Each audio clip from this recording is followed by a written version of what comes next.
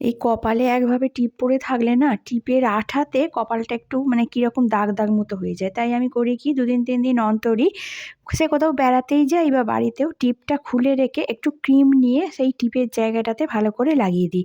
তাহলে কি হয়, ওই সেই মানে মাঝে মধ্যে চুলকায়, ওই জিনিসগুলো হয় না। তো যাই হোক, আজকে কিন্তু আমি এমনি টিপটা খুলে রেডি হচ্ছি না। আমি আজকে যাচ্ছি একটু বেরু। তো যাই হোক, বেরু যেতে গিয়ে তো আমি টিপটা খুলে পরিষ্কার হয়ে নিলাম। এইবার আমি একটু লিপস্টিক লাগাবো। আর সত্যি কথা বলি কি ভাই, আমি সাজগোজ কোথাও বেড়াতে গেলে বা যেখানেই হোক, সাজগোজ মানেই আমার লিপস্টিক চাই। লিপস্টিক ছাড়া আমার মনে হয় সাজটা অসম্পূর্ণ রয়ে গেল। যে কারণে আমি সামান্য হয়তো বাড়ি থেকে কোথাও একটু গেলেও আগেই ঠোঁটে লিপস্টিক ঘষে ফেলি।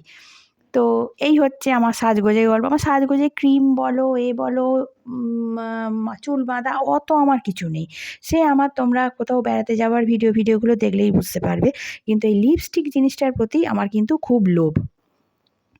তো আমি মোটামুটি রেডি হয়ে গেছি। চুলটা আমি আগে থেকেই বেঁধে নিয়েছিলাম, নিয়ে আমার লিপস্টিক লাগানো হয়ে গেছে।